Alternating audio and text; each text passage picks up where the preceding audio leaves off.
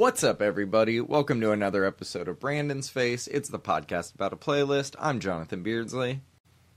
And I'm Brandon May. We hope you're all doing well. A bit of music news before we get into things this week. The Grammy nominations have come out, so we're going to unpack at least the main categories here before we get into things. Let's go through Record of the Year first, because I found this to be a very weird group, starting with the first nominee, who is the Beatles, which... This is their nomination for Now and Then. I think this is that song that was kind of finished with the use of AI. Obviously, most of these people are not alive anymore. Kind of a weird nomination. I don't think that they have a Grammy, so this is like, from what I understand, just kind of that like retroactive, we're going to try and get them one thing. I hope that it doesn't pan out, but I don't know. I haven't honestly heard that song. Elsewhere, we got Beyonce, Texas Hold'em, Sabrina Carpenter, Espresso, Charlie XCX, 360, Billie Eilish, Birds of a Feather, Kendrick Lamar, Not Like Us, Good Luck Babe by Chappell Roan, and Fortnite by Taylor Swift and Post Malone. What are your thoughts on Record of the Year? I think Record of the Year is one of the most confusing categories, if you had to ask me. But I will say that the Beatles song will probably win it, even though Paul McCartney probably couldn't care less. I don't think that Texas Hold'em deserved the nod, but it's a fine song. Espresso by Sabrina Carpenter, like I've said a number of times, I've listened to that song a lot this year, mostly against my will. I think if anybody deserves it, man, I think I got to go with Kendrick, man. The guy, just the way that record came together, along with the way that it dropped, along with the context behind it. He's not going to win, but I wish he would. So per the Grammy website, Record of the Year goes to the artist, the producers, the engineer, and or the mixer and mastering engineer, if there is one. So this is more about, like, I guess, the overall production quality of the song, the writing of the, or not technically the writing of the song, but the production of the song and the overall way that it came out. I think that all of these songs are more or less worthy, maybe with the exception of Fortnite and this Beatles song. In terms of who's going to win, I think trying to root for any artist that's nominated against Taylor Swift or Beyonce is just a fool's errand in this era. But like you said, right. Kendrick Lamar had not just the song of the summer, arguably the song of the year. Espresso was inescapable. I think that might take home other awards. I don't know if it'll take home this one. I do think that not just this category, but a few of them, I do think Chappell is kind of the dark horse that could end up stealing some of the awards that we're not used to somebody stealing from some of these bigger artists. Good Luck Babe is a great song, and I feel like has just the all-around potential to do that. I agree. It really is a great song. So, album of the year, we got this Andre 3000 New Blue Sun, much like the Beatles song. I do not agree with that. Cowboy Carter, Beyonce, Short and Sweet, Sabrina Carpenter, Brat by Charlie XCX, Jesse Volume 4 by Jacob Collier. We have not reviewed that album. Hit Me Hard and Soft by Billie Eilish, Rise and Fall by Chappell Roan, Tortured Poets Department by Taylor Swift. Very similar field to the Record of the Year nominees, with a few notable exceptions like Andre 3000. Again, have no idea who's going to win. I do think that Chappell Roan's album is probably the most creative of the bunch, but I don't know. I could see any of them taking it home. What about you? Yeah, I really hope Taylor Swift doesn't win. Someone's okay. Not for Tortured Poets, God, yeah. I really hope Billie Eilish doesn't win. That album was not good. Ooh, hot take. Can definitely see it. I mean, I said it on the podcast, so I can't just go back on that. I would love Chappell to win this album, or to win the Album of the Year award. I think that would be really fun. Really, I think if Charlie, Chappell, or Sabrina take home any of the major 4 awards, that's going to be a win just for girl pop in 2024. But we'll see. Song of the Year, which this is about the actual writing of the song. So a songwriter's award, a song is eligible if it was first released or first achieved prominence during the eligibility year, which is why things like Spirit Box having 2 songs off the same EP nominated on 2 different years, it's all very, very confusing. But songwriting for this one, we got a bar song, Tipsy by Shabuzi, who was a very prominent contributor to that Cowboy Carter album, but we did not review his actual album. I don't know if you've heard a bar song, Tipsy. Have you? I don't believe that I have. So it is a country pop rendition of Tipsy by J.Quan. It is massively popular. It makes absolutely no sense to me. But the fact that J.Quan might get a writing Grammy credit due to a song that is really just a ripoff of a Clip song all these years later is just insane to me. Again, I don't really think that one's worth it, but we'll see. It's very popular. Got Birds of a Feather, Die with a Smile by Lady Gaga and Bruno Mars. Who the fuck is nominating these songs? Fortnite, Taylor Swift, Post Malone, Good Luck Babe by Chapel, Not Like Us, Kendrick, Please, Please, Please, and Texas Hold'em. Yeah, nobody's outwriting Kendrick on any category, so I'm going with Kendrick. Right. Yeah, sole songwriter on that one, Kendrick Lamar, by the way. Right, yeah, it would just be him up there on stage. Yes. Best New Artist. This is one of my favorite categories. We got Benson Boone, Sabrina Carpenter, Doechii, Khruangbin, Ray, Chappell Roan, Shabuzi, and Teddy Swims. You already know I'm rooting for Doechii in almost every category she's nominated in. Who do you think, though? I think Chappell or Sabrina are probably the likely winners of this, right?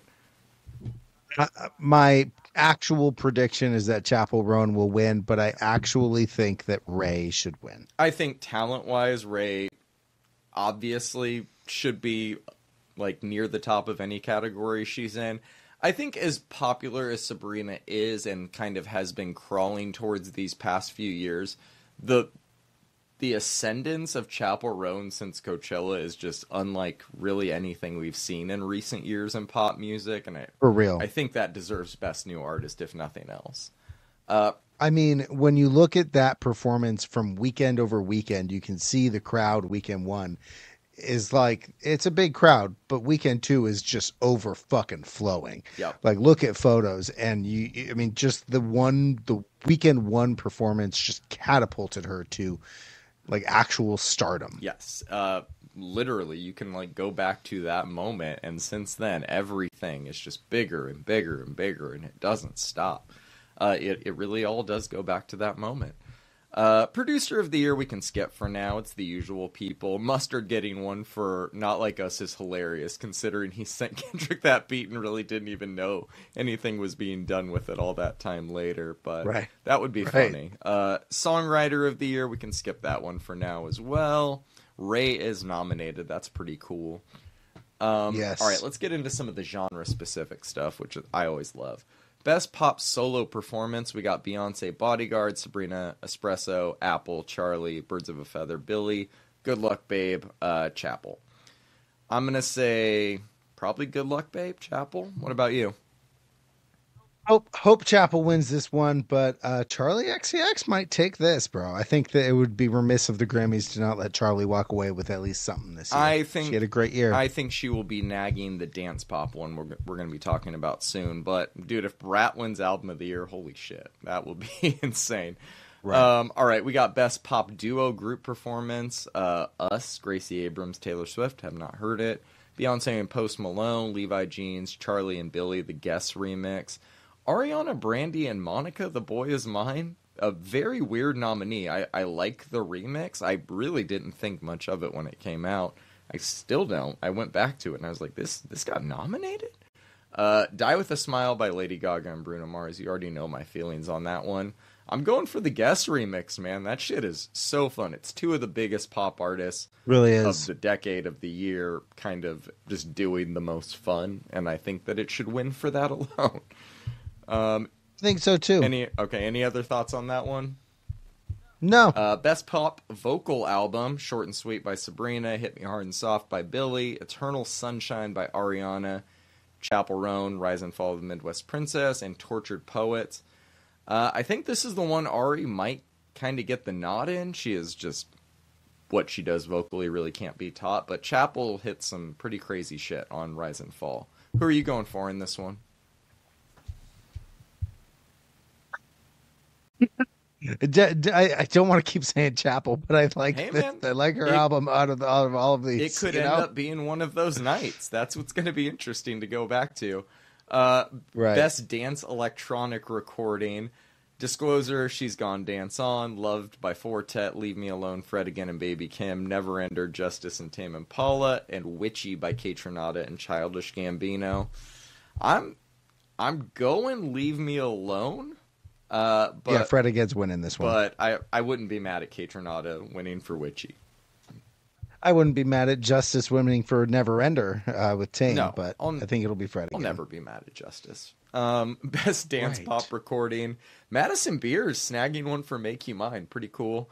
Von Dutch by Charlie. That dance edit of L'amour de ma vie, I think I pronounced that right, by Billie Eilish. Yes and by Ariana. And Got Me Started by Troye Sivan. Notable that it's not Rush nominated. I would have for sure thought Rush would get it over Got Me Started. I think Von Dutch wins this. What about you? Von Dutch wins this again and again and again and again. Yep. Best Dance / Electronic Album. Brat, 3 by Fortet, Hyperdrama, Timeless, Telos, Zed. Look, man, I know what the EDM purist in you is gonna say. Brat's probably taking this home, though. I know it's not really the electronic album you and I have in mind when we think of the genre, but I think it's winning this. If not that, then probably Justice or Kaytranada. What did you think? Yeah, man, you're right. Charlie wins this one, although Fortet and Justice, I think, should be the ones battling it out. Yep. For whoever chooses these things. I really think that both of those albums were fantastic. You know how I feel about Kaytranada. And you know how I feel about the Telos album. I actually really liked that one, but it kind of doesn't even come close to 3 or Hyperdrama or Brat, if we're being real. Really, none of the other 4. I don't think it really measures up to, no matter if you think it's good or not. I think it's far better than the Kaytranada album. We're not talking about go this. Different ways there. Best remixed recording, your boy Kaytranada with another one. This for the Doechii remix of the Kaytranada remix of Doechii's song Alter Ego featuring JT. I'm pulling that for that one on name power alone. Von Dutch getting a nomination for the A.G. Cook Addison Rae remix is criminal. Give it to the Screamin' Banga remix of Von Dutch, if anything, please. I honestly don't know the other 3 remixes on here, so I'm going for Kaytranada and Doechii. What about you? Honestly, man, that's a good remix. What? Go ahead. Oh, I was going to move on to Best Rock Performance. What were you going to say? Yeah, let's do it. Well, I was going to say, so the Desert Air Festival, the set times came out for this weekend, and Kaytranada is playing at the same time as Shy Girl, I guess her like dance pop thing that she does. Shy. Yeah. Club Shy, that's what it is. Who would you choose playing at the same time? Kaytranada or Shy Girl? Oh, yeah. Shy Girl. Dude, Shy Girl hits so hard live. That girl dances her ass off, too. That's what I thought. Yeah, Shy Girl was really good. All right, Best Rock Performance. This is a weird one. All right, so we got the Beatles, Now and Then, Black Keys, Beautiful People, Green Day, The American Dream is Killing Me, Idols, Gift Horse, Pearl Jam, Dark Matter, St. Vincent, Broken. I think Idols takes it. What about you? Idols takes it easy. Metal Rock Alternative. We got that Gojira, Mea Culpa, Judas Priest, Crown of Horns, Suffocate, Knocked Loose and Poppy, Screaming Suicide by Metallica, and Cellar Door by Spirit Box. I'm going Knocked Loose. I'm not mad if Gojira or Spirit Box win, though. What about you? I think that Gojira earned it. It's pretty insane that Poppy and Knocked Loose are nominated for a Grammy for Best Metal Song, man. But yeah, Gojira, especially after the Olympics, nobody's going to be mad at that. They've been around longer than a lot of these, except for Metallica and Judas Priest. Have they already taken home a Grammy for Best Metal Album, though? I don't think that they have. Right. And that performance at the Olympics kind of marked a moment in history where a previous death metal band came into the large mainstream zeitgeist, and that to me deserves the Grammy win, man. Hey, I'm not going to debate you on that. I fully agree. Best rock song, we got Black Keys, Beautiful People, St. Vincent, Broken Man, Pearl Jam, Dark Matter, Dilemma, Green Day, and Gift Horse by Idols. Again, I think Idols takes it. You too? No, I think the winner for this one, is going to be St. Vincent. Ah, man. The best rock song. So the performance versus the song, I prefer the Idol song, but I think St. Vincent wins. If this it was one. Big Time Nothing, I would agree with you. I think that's the better song on that album. Broken Man, I don't know if it beats True. Gift Horse, at least for me personally. I also don't think Dilemma by Green Day is a bad song. That could take it. Whole album wasn't bad. No, it really wasn't. And every time like one of those newer Green Day songs comes on the radio when I'm listening, it sounds no different than older Green Day when it comes on the radio. Right. So they've been consistent, Right. if nothing else. Well, Best rock album. We got Black Crowes, Fontaines DC, Green Day, Idols, Pearl Jam, Rolling Stones, and Jack White. I think Jack White's going to take this one if it's that one that just came out earlier this year. I wasn't a huge fan of it, but he does shred on it. If I'm going based on who I'm rooting for, I'm going for Fontaines. What about you? this is a very interesting rock album nomination list, man. We didn't cover the Black Crowes album. We didn't cover the Pearl Jam album. We didn't cover the Rolling Stones album. I didn't even listen to the Pearl Jam album. I'm not a gigantic fan of the Pearl Jam album, but I actually am proud of Idols for getting another nomination for Tank. Mm-hmm. I think Fontaines deserves it. I think it's going to be Pearl Jam or Rolling Stones that actually wins it. That'll be interesting. Man, that'll be weird. We'll see, though. I think rock, according to like Grammy categories, is just weird in general, though. Right. Right. Best alternative music performance: Cage the Elephant, Nick Cave, Fontaines DC, Kim Gordon, and St. Vincent. Again, I'm going Fontaines for Starburster. I'm a big fan of that song. Who are you going for? It's a great song. It's a great song. I prefer the Neon Pill by Cage the Elephant. I loved that album. Loved that song. Fair. Best alternative music album: Wild God by Nick Cave, Charmed by Clairo, The Collective, Kim Gordon, What Now, Brittany Howard, All Born Screaming, St. Vincent. I'm going for Brittany Howard here. I think Clairo might take this. I don't think that it's properly nominated category-wise, but I do think that she has a shot at taking this. What about you? I think you're going to go St. Vincent. You know what's funny, John, is I'm actually going to go Brittany Howard as well. Ooh. Because as soon as the nominations came out, I was like, I'm going to listen to that album again. I remember really liking it. Turns out, still really like it. Slaps. All right, best R&B performance. We got Jhené Aiko, Chris Brown, Coco Jones, Money Long, SZA. SZA's taking this. There's no question about that. The Money Long one, Made for Me, is a great song. It being nominated for a live on BET performance, I'm guessing due to the original not being eligible for some reason or another, just makes me think it's not going to win. I do think Made for Me is a better song than Saturn, but I think SZA takes this pretty easily. What about you? I think SZA takes it. Yeah. SZA takes it.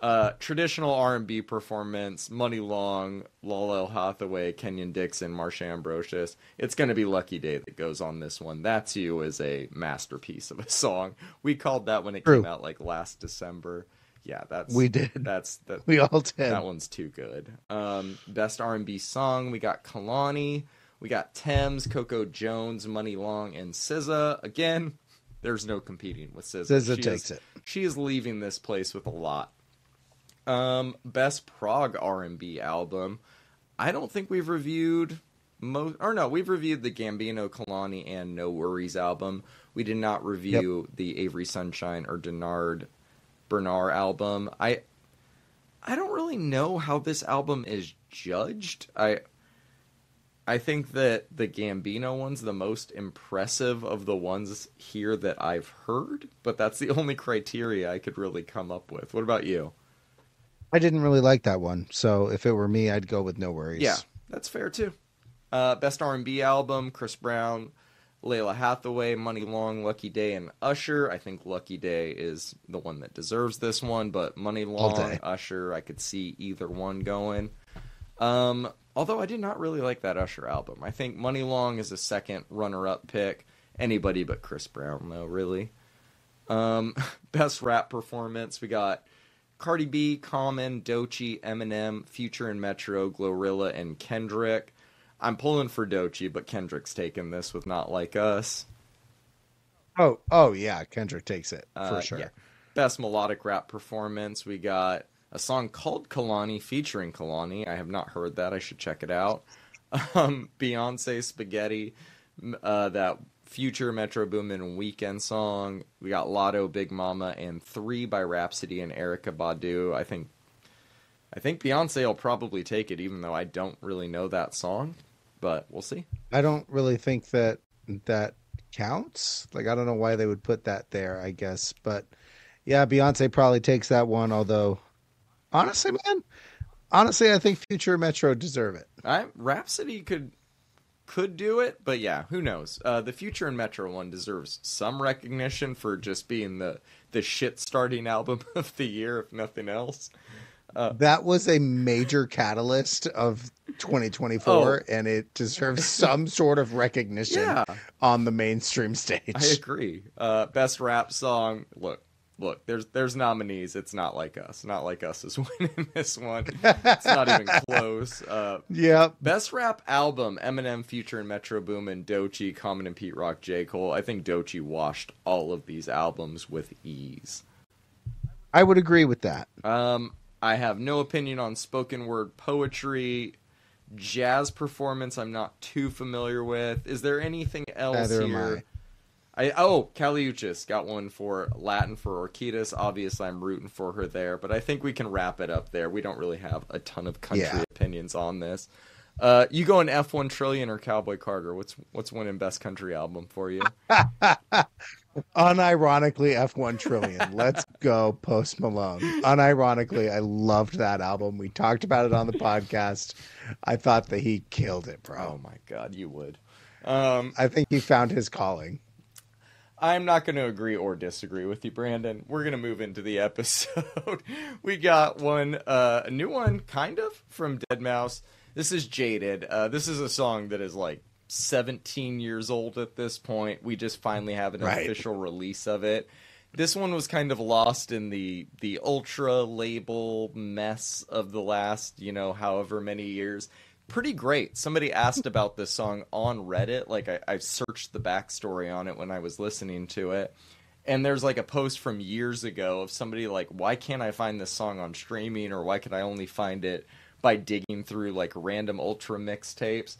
And then, of course, like when this shit got released, some people had to go back to that thread, and they're like, I love that we're here years later to confirm the song's finally been released on streaming. So now that it's released, did this take you back? Yeah, it totally did, man. You those first chords that come through, you're like, oh my God, this is like 2009 fucking Deadmau5. Yep. in his arguably his prime, doing some shit that like, oh, it's cool to have a studio recording. They have FLAC files up on Bandcamp if you'd like them. You can go buy those, which is pretty cool.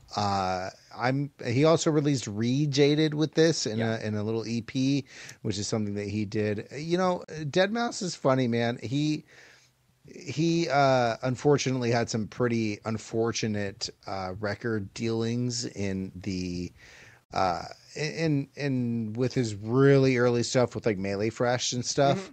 And that ended up making some really great music unavailable to listen to for the masses. Like, you go back and you want like random album title just released on vinyl, and there's like a couple of tracks on there that like were supposed to be there but couldn't be because of the fact that Deadmau5 doesn't own them.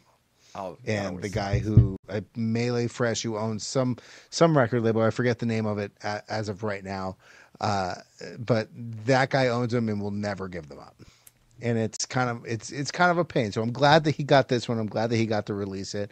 I'm glad it's taking the EDM world by storm. Well, that's cool that the FLAC files are up. Yes, they are. And you know what I love, man? Deadmau5 is on Reddit. He will very, very occasionally he'll actually comment in his subreddit to like set the Sure. record straight about some speculation, which is hilarious. You gotta love somebody that polices their own community like that. Right, And right. his community can be pretty wild. That you touched on the EP. Yeah, this was released along with a new version called Rejaded and two alternative mixes. I think an ambient one and something else that he used to play way back when. So it's kind of cool to just get all of that. Yeah, spoiler, they're all good. Yes, you knew they were going to be. We just didn't add four versions of the same song to the playlist for brevity's sake. Right. All right, we got this new Vintage Culture song, Electricity. This is his first song since releasing that album earlier this year, and this shit is fire, man. I love this song. What about you? You know, Vintage Culture's productions haven't really been doing it for me as of, really late, but with a lot of his singles last year and that record this year wasn't, my favorite of his, Yeah. but this is a combo breaker for me. I love this one. Combo Breaker is the perfect way to put it. I agree, 100%. All right, we got the Englehart remix of Burnin' by Rinzin and Shalu. I've never heard the original, but I can hear all the Englehart touches, and I am a fan. What about you? Just a gorgeous track, man. Remixed and probably the best person he could have chose to remix this track, man. Both of these producers need to be more popular. They've both been just killing it these last couple years. Yeah, always a fan when you throw their stuff on. We got a new one from K-pop group IVE and David Guetta, Supernova Love. I'm not a fan of this specific song, but I do think David Guetta could honestly kill it kind of producing K-pop with the right, I don't know, song concept or group, I suppose. This song just didn't do it for me, but I hear the potential there. What about you? My notes are a emoji of puking. Please. This was not my jam. Yeah, but like you've been reviewing K-pop long enough to kind of know the corniness that it all encompasses, good or not. That is his bag. Like, that's kind of his lane. I could see him. I think Tiesto would be more successful at it, as it probably is David Guetta's whole career. But I do think Guetta could do it. Whoa! Slow down, man. You're talking about the man who ended racism. Look, for We're gonna people need him again who, pretty soon. my God, for people who may not know, David Guetta was gigantic in the '90s. Go watch his Love Parade stuff from like the '90s in Berlin. The dude used to be a fantastic producer. Everything he's done since 2009 has just not been my thing. Get I a think that house. you're right. God, I think he has some potential in the cheese because that is where he lives right now. And you're right. This just isn't for me. I honestly hope that if he does do K-pop stuff, he leaves his name in the credits and not as a feature or you know what I mean? Like, yeah. just put it in the credits, get your bag. Because he could do it. He could make a big bag from doing K-pop. Yeah. You're right. You're totally right. Just don't put your name on the song to I don't know, man. Maybe that swayed me. Well, what I think is great about most K-pop songs is they're all written by an army of writers or produced by an army of producers. I do think him having to have other people edit him is probably what will bring out just the best parts of Guetta and not the worst. So, I don't know. That's very true. We'll see. We'll That's see very if this true. goes anywhere or if it's just a one-off. Only time will tell. We'll see. We got a few Latin tracks. We got this Kevin AMF song with BB Tricks. Holy shit, man. This stuff is just like so infectious. It's so catchy. It's so like you can't help but dance to this song. I called BB Tricks the MVP of the Brat Remix album. I hit follow when that came out, and this is like the first thing I've heard since. And god damn, if it isn't just more of the same like really fun, weird Latin music that I'm growing to love. What about you? Are you a fan of this one or not? Dame besitos, Juan.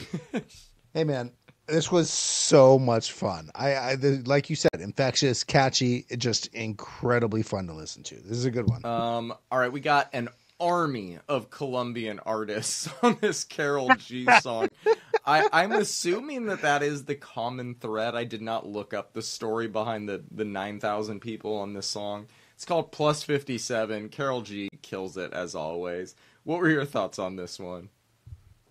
Carol G needed another banger, and she got it with like literally everyone on the track. Good for them. Yeah, the King Gizzard of Latin pop has not dropped an album this year after dropping two last year, man. I'm kind of in need for a new Carol G album, but this definitely helps.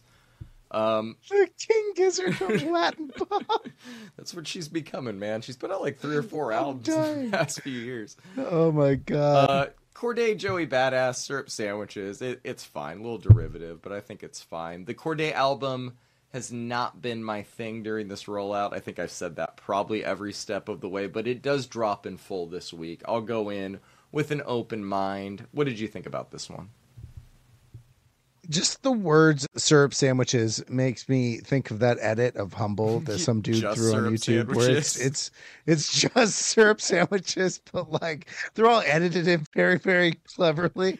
All-time video. This is a fun collaboration for these two, man. It's fine. It's fine.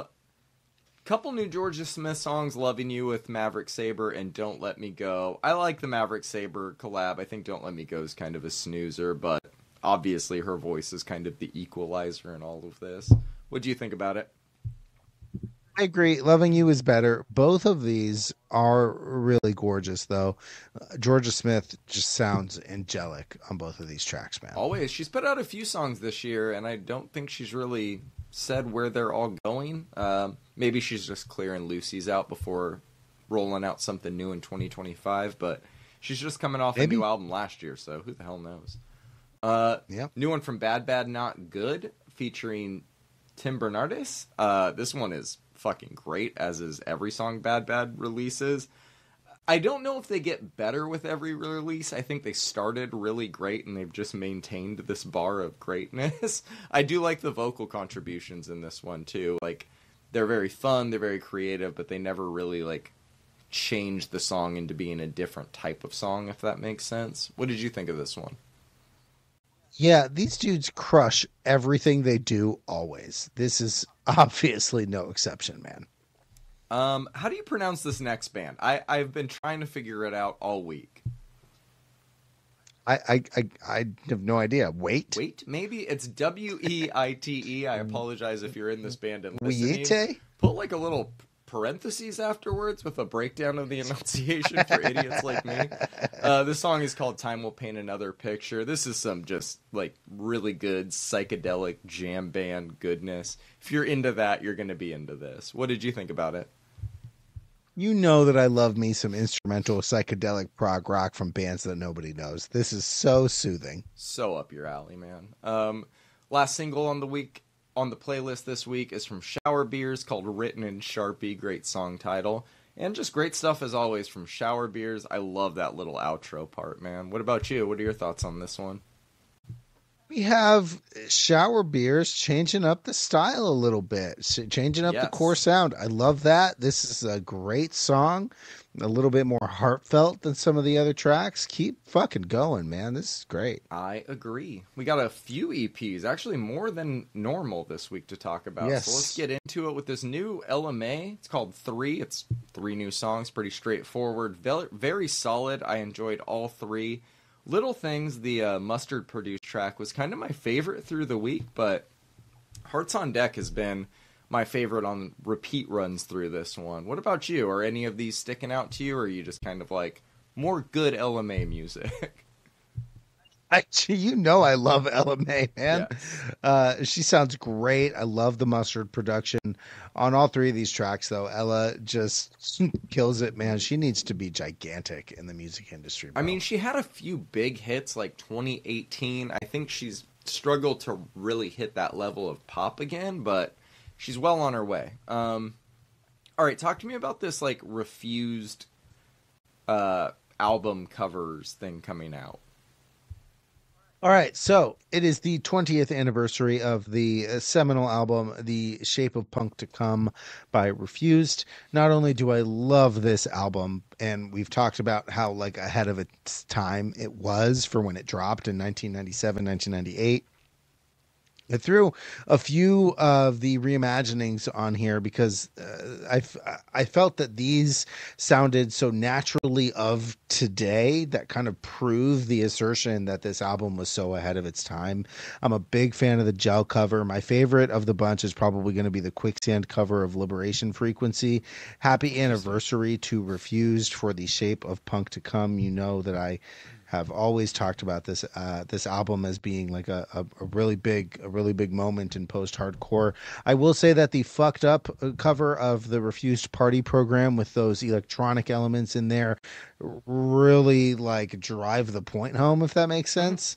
And then obviously Touche Amore, I think that that was more of a cover than any of these, but you know, what are your thoughts on them? I I know you're not a gigantic fan of I covers. enjoyed all four of these, but I think Jill stole the show in my opinion, man. They fucking crushed that Worm the Census cover. These were good though. I like Refused, and I think all of these bands are more than capable of doing a good Refused cover, and they did. Yep. Um, dear God, man. Counterparts EP, Heaven Let Them Die. This is my album of the week. Martyr Left Alive is my song of the week. This surprise EP is turning out to be one of my favorite metal projects of the year, man. Every song on here just fucking goes so hard. And when I think it can't get better, it does. I'm glad it was a surprise. No build up, no bullshit. Just 16 minutes of perfect chaos. Openers fucking nuts. I love the little 808s that they throw in before breakdown hits. Some of the tracks get Right. super genty, some get a little more thrashy. It literally has all of the things that I love most in metal right now. This gets massive thumbs up for me. We don't really do scores for EP, but this is flawless in my opinion, man. What are your thoughts on it? I couldn't agree with you more, man. From the fucking jump, A Martyr Left Alive hits us with one of their heaviest releases to date. Uh, A Martyr Left Alive was just the perfect way to start the Yep. CP. It continues to hang all the way through, though. And at moments, man, the instrumentals, those kind of like double guitars in A Martyr Left Alive, the breakdown in the To Hear of Mm-hmm. War, the just chugginess of Praise No Artery Intact. You know what it reminded me of? It What's reminded that? me of Frail Words Collapse and Shadows Are Security by As I Lay Dying. Those instrumentals just took me all the way back to my first time hearing metalcore and being like, oh my God. Yep. You know? Oh, I totally know. I That's so funny. Yeah, take all the energy you were gonna put towards the new As I Lay Dying album and just put it Just towards this give it to instead. counterparts. Just I'll say, man, A Martyr Left Alive, that like first like double guitar part, Hmm. the just it reminded me of the first time I ever heard a morning waits on Shadows Are Security, when they have that single guitar melody and then the double guitar melody that comes in, Yup. and they're tuned differently, and just it blew me away, bro. Like, you texted me a photo of you listening to one of these songs, and I was like, I haven't listened yet. And you were like, it bangs. I knew it was gonna go because you said it bangs, but like I was like blown away, bro. I put it on that day. I think I was driving down. I think I was driving home, and I was like, fuck it, I got time. Let's throw this on.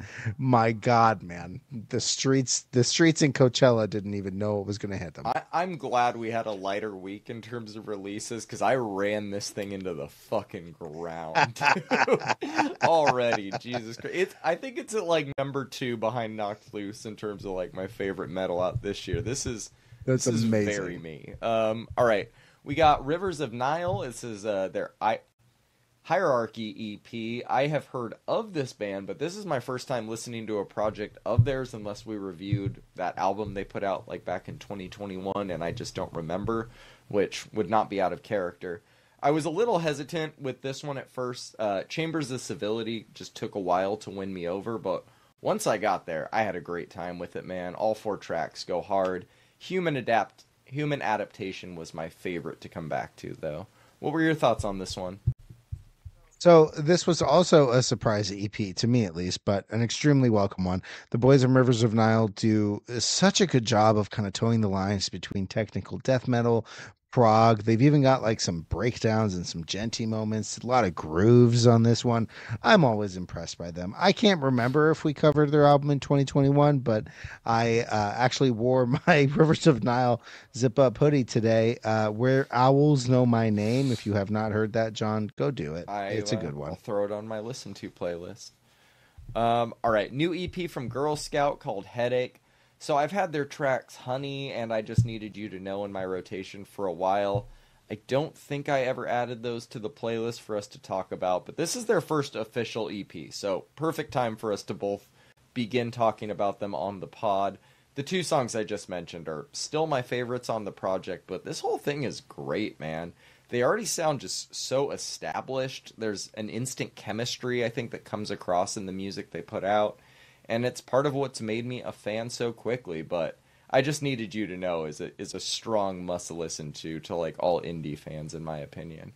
What about you? What were your thoughts on this one, man? I've been excited to hear. I super fucking agree, bro. In fact, I listened to it and I was like, man, I don't remember adding this. This is totally like something I probably followed and forgot I added. And then saw that you had added it to the playlist. I was like, oh my God, man, John just surprised me. I love this EP. Thank you for throwing it on and introducing me to this band. I'm hearing a lot of influence from bands that I love, like Boy Genius and Soccer Mommy, a little bit of Illuminati Hotties from the last couple of albums that they've done. Yeah. I love the honest and endearing lyrical content. I'm a big fan of this one, bro. Dude, I'm so glad you enjoyed it, man. Yeah, look forward to hearing where they go from here. I definitely already am. All right, Phantom, The Spiral. Talk to me about this EP. Melodies in my techno? This is an Arts Records release, which we haven't covered much from this year. Last year, we covered quite a bit from. Phantom has a pretty distinct style and does a lot with like melodies and like weird synth lines to create techno that pops out of the mainstream stuff that's happening. We've covered a lot of groovy, we've covered a lot of hard groove, a lot of minimal this year, but not a lot of this. And this is so cool, man. Phantom is unique in that not only does he look exactly like, if you picture an Amsterdam man, that's what this dude looks like, but he only plays with live equipment and his own shit forever. That's fucking great. Which is awesome to me. I'm a big fan of this EP. I'm a big fan of Arts Records. I've listened to every single one of their releases this year, even though we haven't covered a lot of them, because I listened to far more techno than we could possibly cover. We could have a techno only podcast if you wanted. And yeah. Maybe. I love the back. We don't have time, John. I love that we barely have time for this podcast, Brandon. Let's be real. All right, dude, I love the background on this EP. I think that it's really, really good. We've talked about him a few times, and like you said, that even though we've talked about him and heard his sound, this is a little bit different, and I liked that, man. I thought this whole EP was really well done, and just, yeah, hearing that he uses all of his own shit live and plays it live is always an extra incentive to go see an artist like this, you know? I thought it was cool that he released this on Arts, because he's released a lot of stuff on Afterlife, on I believe a couple of different well-known techno labels, and Arts is not one of the biggest, you know what I mean? And I think that with this slight change in sound, with a little bit of extra melody while not losing his edge, being released on Arts was a really cool move on his end. I agree. All right, we got a new one from See You Next Tuesday and Meth. It's called Asymmetrics. Yeah, man, talk to me about this. This is so unbelievably heavy and short. Man, See You Next Tuesday has been on a tear since they came back. You know that I'm glad to have them. This was so much fun for the short amount of time we have it. We've got 6 songs at 11 minutes, so you know it's going to be good.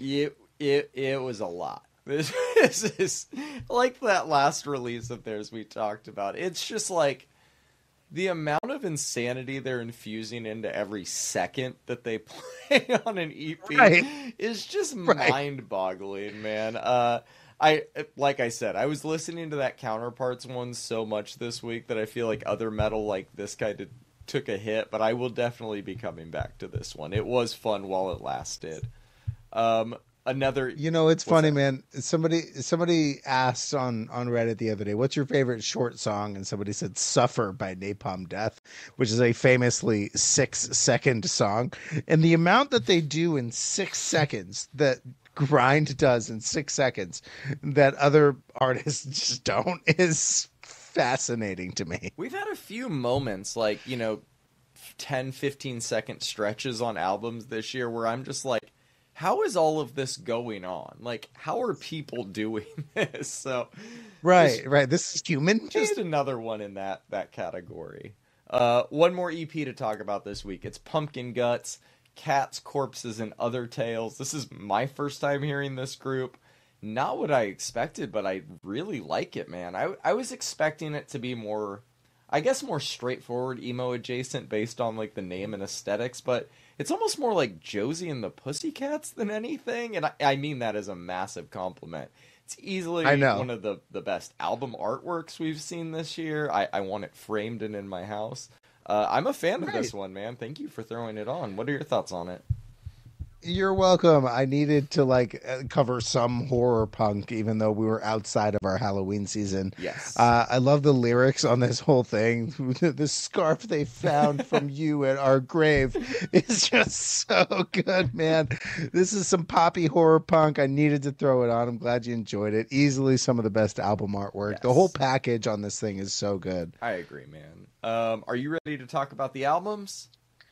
I am, and I think that you knew that. I did. Let's start with this new AP Ferg one, DAROLD. It's a good album. It's a little front-loaded, but it's good. The outro is fire, but after Messy, it does start to lose me a little bit. Thought I Was Dead, great single, helped start off the album strong. But Demons with Denzel Curry is the show stealer here, man. Which I don't hear a lot of Denzel on it, which is a shame because that's the only thing that could make that song better for me is like another verse, but that song is fucking fire. The R&B features from Coco Jones and Mary J. Blige, very well done. Probably not among their more memorable performances or guest features, but I did like them. Overall, man, I'm feeling like a 6 to a 7 on this one. It didn't really hit the way I wanted it to. But there was times. Demons is my standout. But Lightwork, close second for sure. I wish all albums started off with that kind of energy, the like kind of group chanting shit. Loved that. What did you think of this one? You're such an intro guy. Yep, this sounds like Ferg. This is a fun album, John.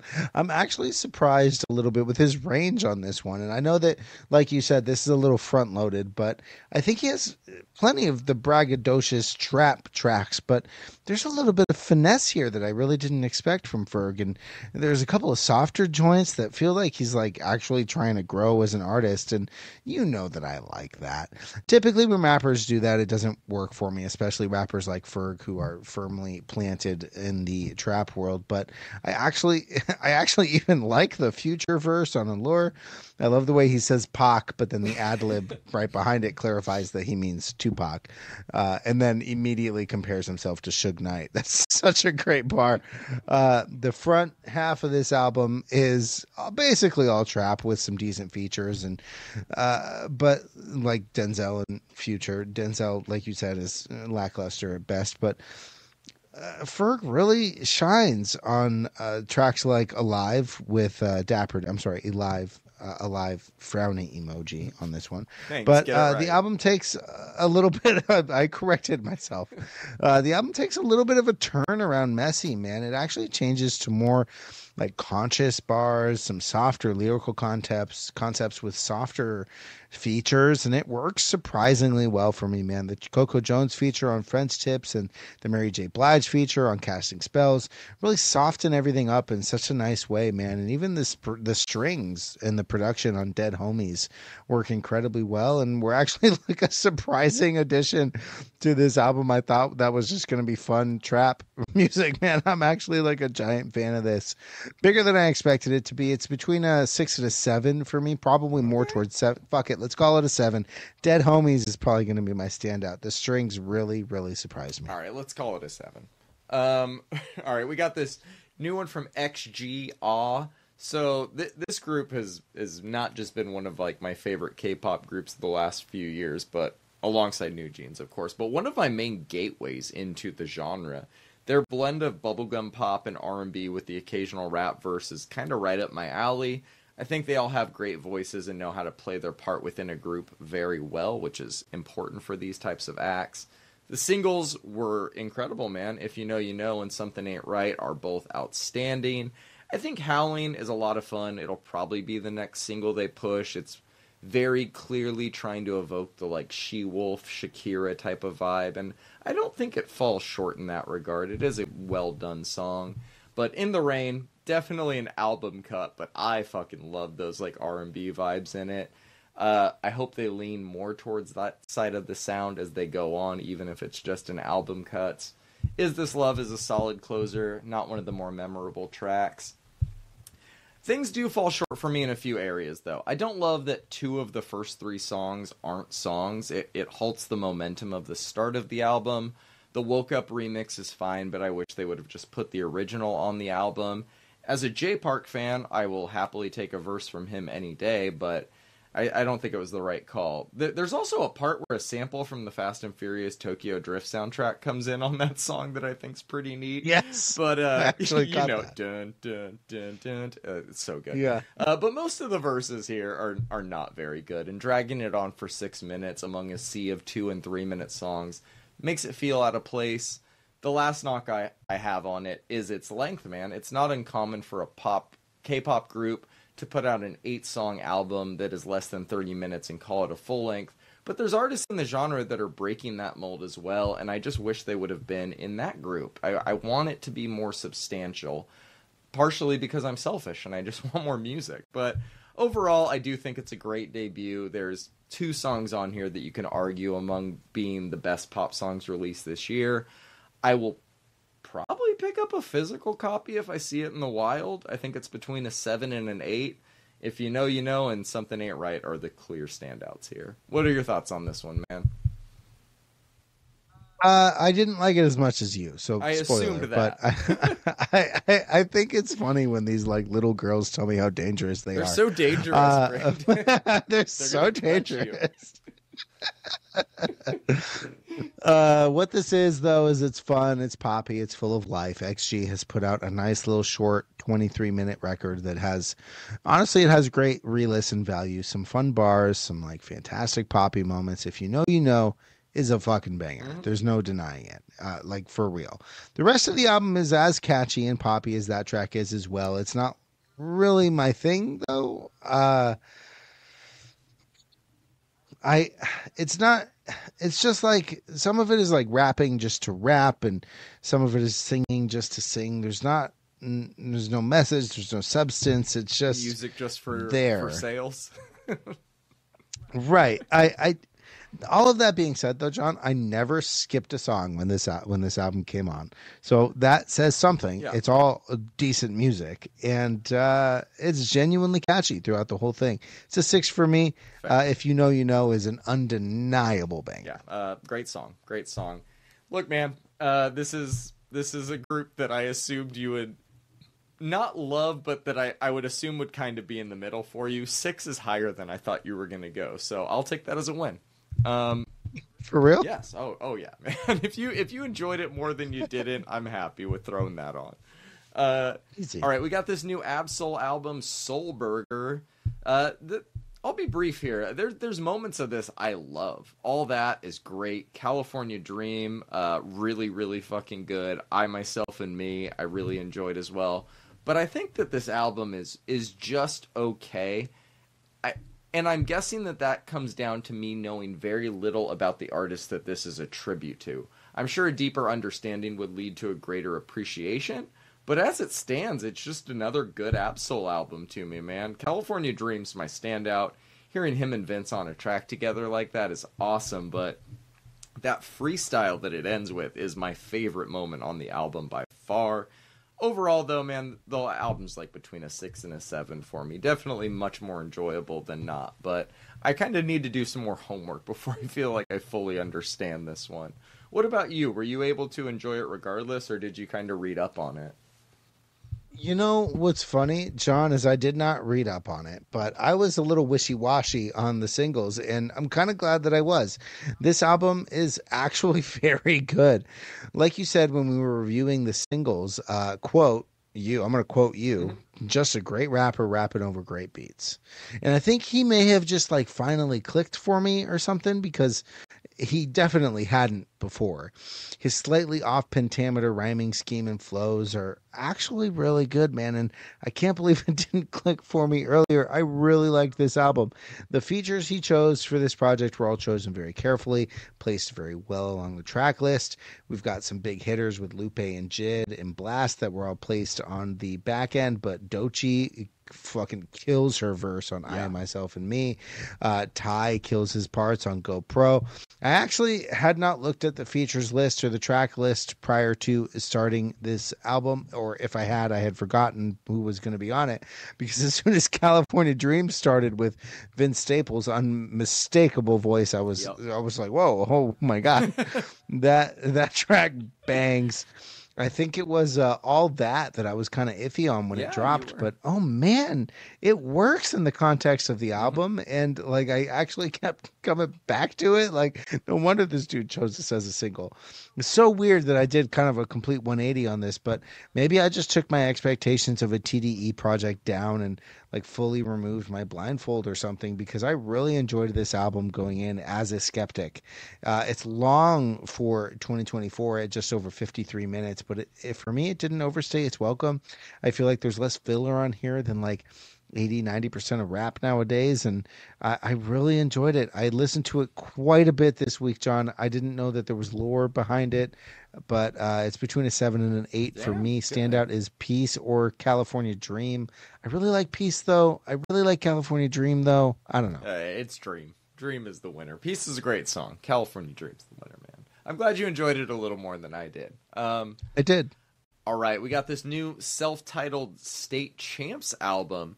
Kind of like the Absol one, man. I think that this is just another very solid State Champs album. I go through a lot of ups and downs with this type of pop punk, and I have not been listening to much of it lately, but I still do enjoy it when it's done well.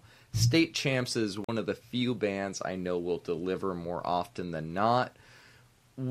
We said they were already leaning more pop than punk when we talked about their last album a few years ago, and I think that trajectory continues, but not so much that I'd consider it a departure by any means. When I was in the mood for some pop punk this week, this did the trick, and that's all it really ever needs to do, man. It's between a 6 and a 7, easy for me. Too Late to Say is still my standout. I know we talked about that as a single. I think you liked the other one more. I really like that song, but of the newer ones, The Constant and Save Face Story are both pretty good too. What do you think about this one? John, this is indeed a State Champs album. You can tell by the way that it is. I honestly don't have too much to say about this one. Review one State Champs album. You've reviewed them all. It's great pop punk for the fans of pop over punk, but done in a way that doesn't compromise the very clear artistic expression of power chords over power chords. And it doesn't overstay its welcome as an album, nor on a track by track basis. I don't need three choruses. You get the picture. Hmm. I liked this one a little less than I like Kinks of the New Age, but I still really like this one. It's a State Champs. It's a State Champs album, bro. They rock. Like you, it's a 6 to 7 for Yep. me. Either Clueless or Sobering. I could go back to either one of those songs, and they're great. Good picks. All right, talk to me about this Pilo album, G.L.A.M. You know, man, this was not only a surprise for me, but it's also far too short. At just 29 minutes, it left me begging for more Pilo, who, in my opinion, is one of the most overlooked dance artists for like a long time now. Sure, he had a hit with Cerebral with Boys Noise, but I never see anyone but me and you talking about him. Boys Noise Records released this record, and as you can hear, their signature hardware over software sound is all over this.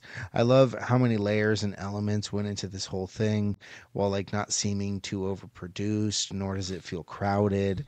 Superstar DJ does this extremely well. Loverboy has this like sequenced bass line that just gets stuck in my head all day. The title track G.L.A.M has this like droning synth lead that just bursts into arpeggios that just kind of like grow and grow. And man, I love how it goes off with a bang with one last embrace. Maybe Pilo suffers from like not marketing properly, but he should be playing every fucking festival and hitting the masses with these synth lines. Yeah. It's really fun. Really short. It's a really well produced record. I loved it. It's an 8 for me. My standout is either Superstar DJ or Girls Rule the World, which is an obvious banger, has been all year. Yeah, man. I fully agree with you. You don't need to look any further than the Boys Noise Records label to know that this is going to be a banger, dude. You and I are biased, both towards Boys Noise and Pilo, but I do think that this is objectively a pretty damn good album. Superstar DJ is one of the most irresistible dance anthems that we have heard this year. And I don't know if it's even the best song on this album. Like, that's how good the album is, man. Right. The title track is such a banger. What You Want is, too, man. I've had that one in heavy rotation this week. They're all bangers, really. I expected no less from him. I think this is technically his solo full-length debut, which only makes it more impressive if true. Oh, my God. Strong 7, light 8, my standout. Superstar DJ, easy, no questions. That's crazy that it might be his debut, because I've been listening to Cerebral every month for 9 years or something like that. Well, I mean, only when you hit, like, album on his, I guess in Fragments. Yeah. No, but that's a collab with Basic. Yeah, just in terms of his streaming discography. This is his only solo debut album that is listed as such. So, that's interesting. All right, we got this one from Anciients you threw on here, Beyond the Reach of the Sun. What are your thoughts on it? So, this one came out on Season of Mist Records on August 30th. So, I've been listening to this one for a while now. There's just always seemed to be like a gigantic release week ahead of us, and I didn't throw it on. But this is a prog metal album that really impresses me kind of every time I listen to it. It's a crowded year for prog, but I couldn't let the year go by without covering it, without at least covering it on the podcast. I love the fact that we got guitar solos throughout this thing. I love how melodic this is, and I love how well they do that clean vocals versus harsh vocals thing all the way through this album. Sure. Whoever does their clean singing has a fantastic voice. I'm not sure if it's the same guy doing the harsh vocals, but he definitely has some range as well. This record actually surprised me a little bit, because Season of Mist usually releases black metal, which we don't cover a lot of because everybody knows that I'm more of a death metal guy. But when I finally got around to it, to listening to this album, I was just enamored. There's plenty of breathing room on tracks like Despoiled, where they really take their time through the breakdown just to speed it up with some very well-crafted riffage plus some great double bass grooves. Tracks like Celestial Tyrant really show off the drummer's skills. There's like some 70s prog rock moments alongside some old school death metal moments that blend very well with everything else. Tracks like Beyond Our Mind are genuinely catchy. Something that when a metal band can do and still sound heavy as fuck is something to behold. I really liked this album. I've been liked it for a while, and I'm glad we finally got to cover it. But then again, just a couple of, just after you've listened to just a couple of tracks, if you know my taste, you knew I was going to love this. Yeah. So I'm dying to know what you thought of it, because it's that's kind of up in the air for me. It's an 8 for me. Probably The Torch is going to be my standout. I'm dying to know what you thought. I like it. Not as much as you, but I do like it. It's interesting, though, that you say like it's been a crowded year in prog, because I don't feel like we've talked about it as much this year as we have in the years past. So I was excited when I saw you threw this on. I did notice that it came out back in August, so I assumed it came from your ever-growing albums we still need to talk about playlist. But to the 3,000 songs. To the surprise of no one at all, I really enjoy the super heavy parts of this album. I don't enjoy the less heavy parts nearly as much, but I do enjoy them here, which isn't always the case, man. It's as simple as that, really. But even when something wasn't within like my stylistic preference, I found myself just nodding along to it constantly. It's the type of metal album that wins you over regardless of genre, and I think it's commendable for that. It's between a 6 and a 7 for me. My standouts are Despoiled and Celestial Tyrant. Both of those rip. Classic John Metal review. Classic John Metal review. Thank you. Hey man, I did more for Counterparts. That was beyond a normal John Metal review. I wasn't talking shit, bro. I was. Oh, please talk shit. No, I'm just joking. All right, man. I do when it's deserved. All right, man. Next week, we got kind of a lighter week coming up. We got that new Corday album, Flo's debut album's dropping. That new one from Jai Wolf, that Linkin Park one with the new singer. The Maxo Cream one got pushed to this week. I thought it was last week. That one's this week. We got that new Poppy album, and I think Raul Alejandro is dropping one as well. Make sure you're following along with the playlist. The link is in the show notes. That way you know what we're going to be covering each week. You can find us on Instagram and Reddit if you want to stay in touch. Until next time, peace. Peace. All right.